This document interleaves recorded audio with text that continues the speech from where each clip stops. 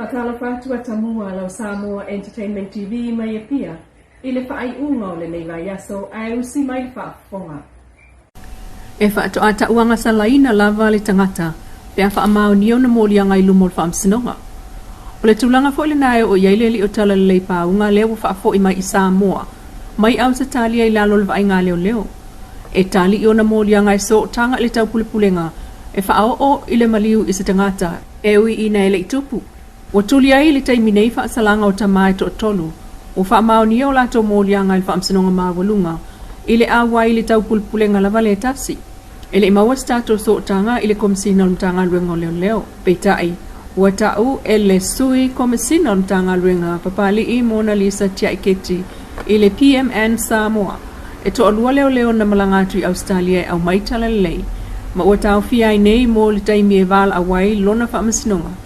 Lea ua tuu i le amatanga o le vai sfou. E ui o le savili ma le lolo wa o le sami nisi o taimi, peitai o le ua whaamao nia mai le tamaitai pule le fionga vai o le ofisa vaa o le Reed Shipping and Stevedoring o lo wa ai le Lady Samoa. Malona taunu mai i whangatongo i Amerika Samoa.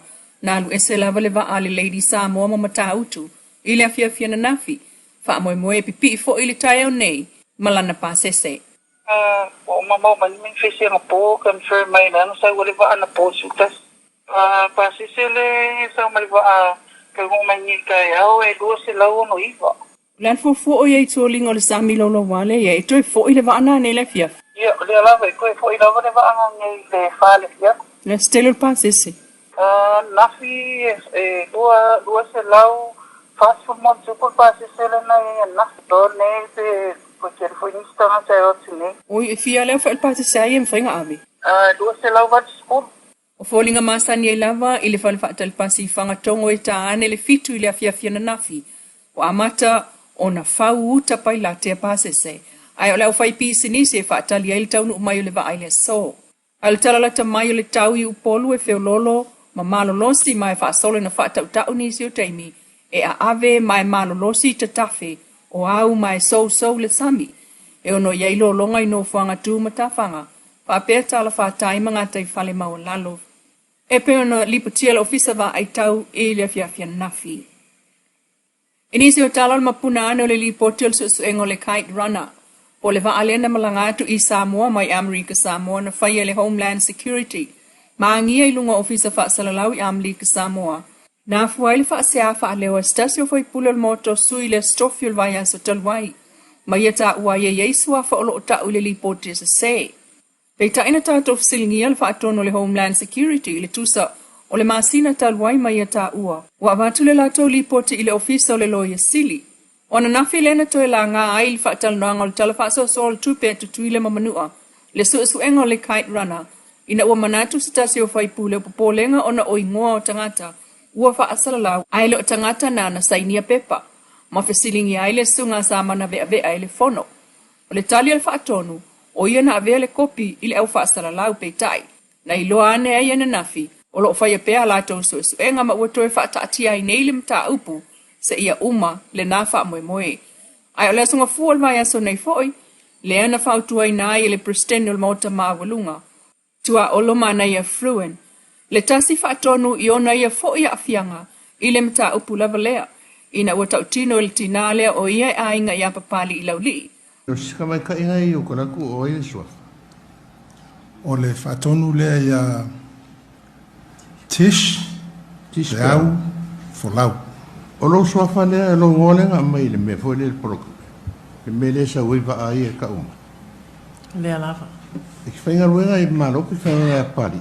Ngal wengal malo. A whawhenga involve o i me.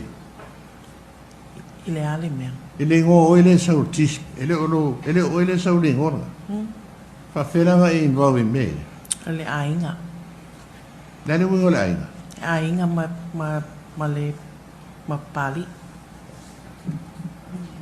O e roa le o kele ele me le o isu suenga a le whainga ruenga le malo.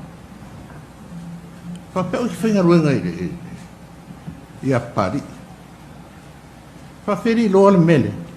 Whaftai atu le fisilia ia lawa fionga e saulele a atunga nunga o lau fionga tanga lea o lo o whapeona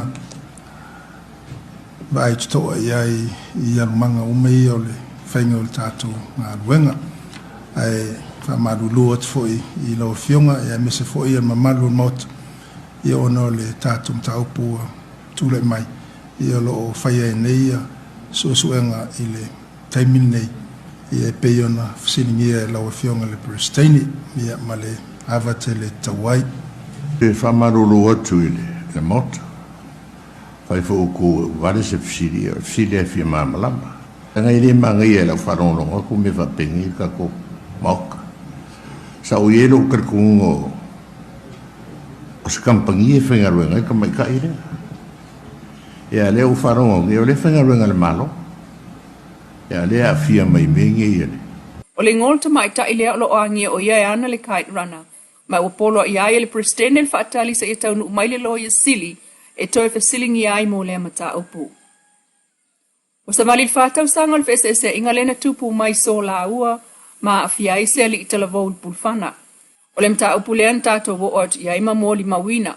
O le ainga o le tina e ana le la au malo si e tūtasi lava i le awalanga i atu i le ai o le mamona i sauni atu. Mai leo se taimi mua fo i le awa tupu ai le whaaleanga ina o maota o le ainga malato me tō tino i tangata. Nau o lava ina susulu le tasi o maota nofo le ainga, mai sa vave o na tapele afi, ma sa o ai le tele o le fale. Ai o le fale tonu le na afua i le manuanga o le tamaititi atu i le isipi tonu. Na sa avali atu i le awala ma ai a ina maa o laina ai le awala. O le FSS e inga, nau o lava il faa o li mai o talavou le toalua o le tinana molia. Peitai, nau o i leo le mata upule nei, ma tatia mai ai i le faa masinonga, le o tau nuuai il whaamsinonga i lana wha ai unga. E wha le pui pui le tina ia le ulua i li isa le stina wa ulu. Mo le lua tau sanga. Pei ta ina aba ese isi tu tal whenga iai ma le wa ai il whaamsinonga toi mai iai le se fulu maasina. E lua tau sanga ma le walu maasina wano fosala il wha le pui pui le tamaya root of naya. Ina ua wha mau nialo na ave ta wale wha tamala. Na mafua ile maliwa sta mai titis fulu wha tau sanga. Isa whala vilavi na tula i mai lea fio anga o wawala i le luafe he luma lua sufitasi. Isa ripote i lea whala vilavi e whaapea o lea tamasa i a ave ina le loli. Lea no so i tua ma le awala i lea fio anga o wawala. Ma a fia i le so i fua o lea tamaititi. A o nofo i ta whaala i whaatali na iona teila iti lea onga i la tau te o whaatasi le lato fali. O le fionga le whaamisino o justice ni a vāmata tuatanga loa. Na ia fonga ina le whaasalanga o lea tamara. Ma ia sauno fo i olo o maua i wha mau maunga. Sa maulia fo i le sunga rudafu na ia le fasio tangata pa i walea. Na ia o lea tamai o na maulianga o le avita awale whatamala. Wha apea le lea i o sona le sene avita awale mafa. Ma o le loli fo i na afia i lea wha lawe. E le i pasia ina wha le tūla fono. E ono whelua ia i lungo le awale teli. Wha mauina le wha amsinonga o lea mta upu ua mai a wha tino tūlanga wha leanga nuu. Ma tu ina atu se tino i tupe sfulu walu a fetala. E fe soani ai le ainga o sta mai titina a fialo na soifua. O falpoipoi ai nei la le tama mo le lua tau sanga ma le walu masina, talu le avita awale whatamala. Lau Samoa Entertainment TV ma se wha o pōponga. I lea soa tae au, lea lopa o lea tua, ai wha soifuia.